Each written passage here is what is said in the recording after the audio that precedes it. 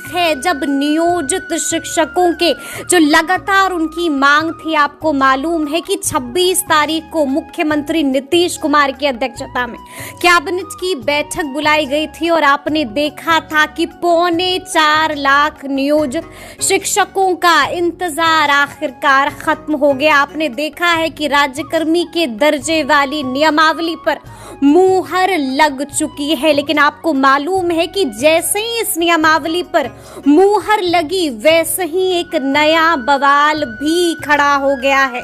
तो आज हम इसी मुद्दे पर सीधी बातचीत करेंगे सीपीआईएमएल विधायक संदीप सौरभ जी से। सबसे पहले बहुत शुक्रिया बात करने के लिए। जी शुक्रिया। तो जैसा कि मैंने शुरू में ही कहा कि नियोजित शिक्षकों का इंतजार खत्म हो गया और नियमावली पर मुहर लग गई। सबसे पहली प्रतिक्रिया क्या है संदीप सौरभ जी?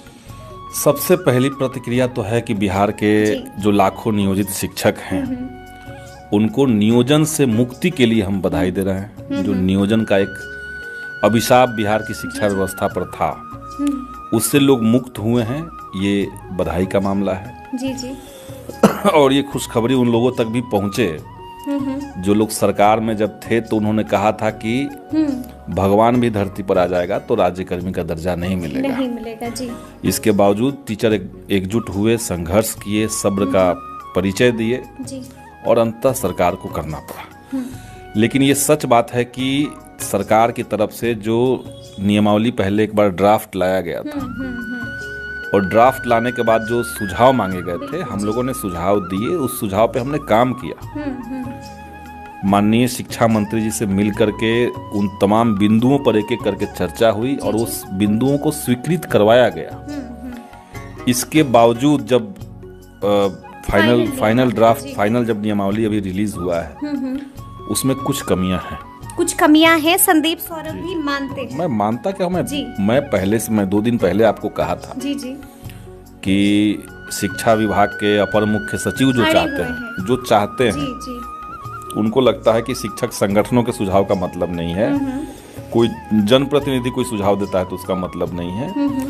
उनका एकमात्र उद्देश्य है कि किसी तरीके से टीचर्स को टारगेट में लिए रहना है।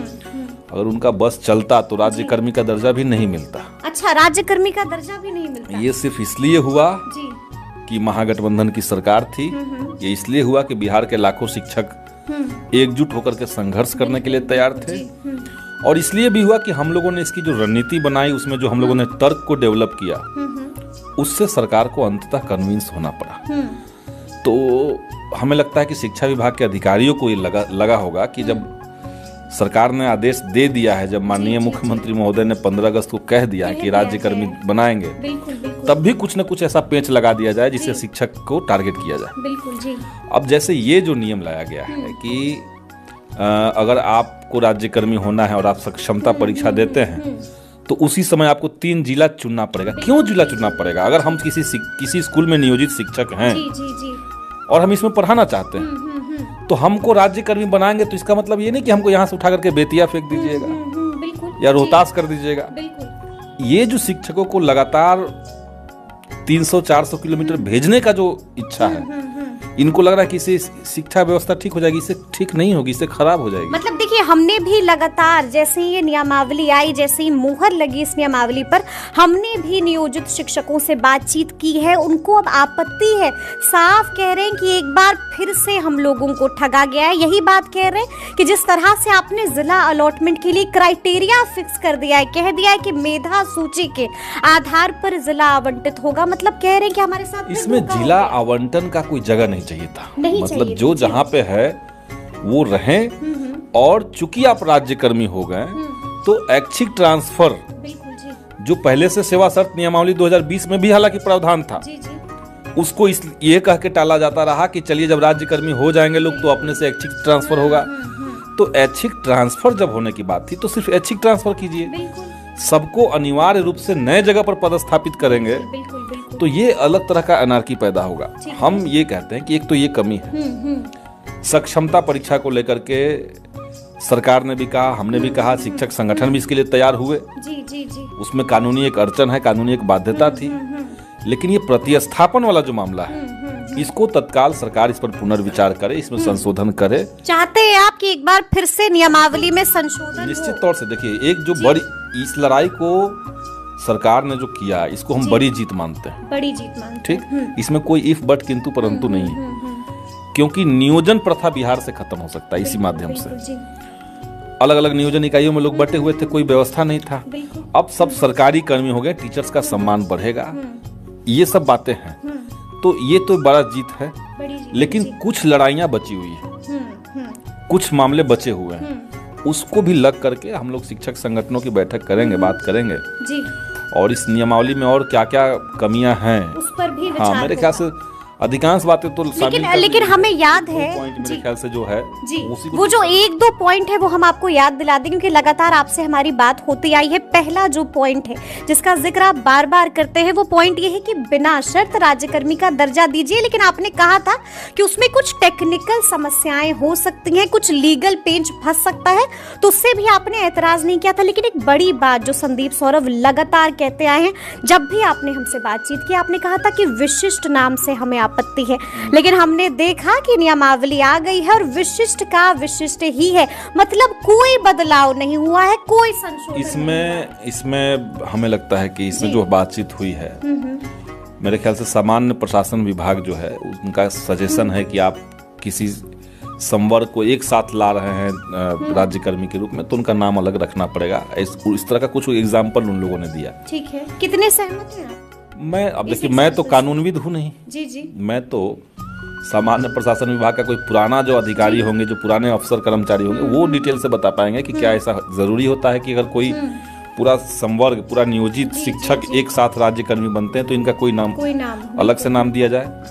मैं इसे सहमत नहीं हूँ। मैं चाहता हूँ कि समान रूप एक तरह से नाम हो। विद्यालय अध्यापक के नाम से रहता तो ज्यादा अच्छा था, लेकिन ये जो टॉर्चर करने वाला जो पॉइंट है, ये नाम नहीं है, टॉर्चर हो, चूंकि ये जिला आवंटन जो आपने अनिवार्य कर दिया, सबको हटना ही पड़ेगा, ये ठीक नहीं है। और इस संबंध में हम लोग फिर बात करेंगे। लेकिन एक बात तो तय है ना संदीप जी, कि हम लगातार देखते हैं कि आप लोग जितना भी चिल्ला लीजिए, जितना भी कह दीजिए, के पाठक जरा सा भी इधर से उधर नहीं होने वाले।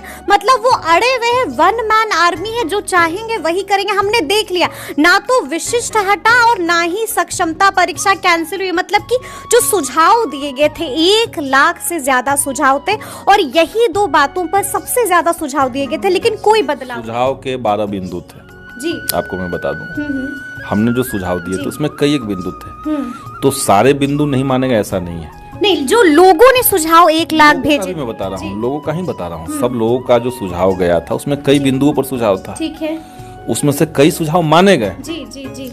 और आप कह रहे हैं के पाठक के सामने किसी का कुछ नहीं हो रहा है, लेकिन के पाठक के नहीं चाहने के बावजूद राज्यकर्मी का तो अनाउंसमेंट हुआ है ना। लेकिन सुझाव पर कहाँ काम हुआ? सुझाव पर काम विशिष्ट का विशिष्ट है, बिना शर्त राज्यकर्मी। मैं तो कह ही रहा हूँ कि लेकिन ये तो उनकी गलती है ना।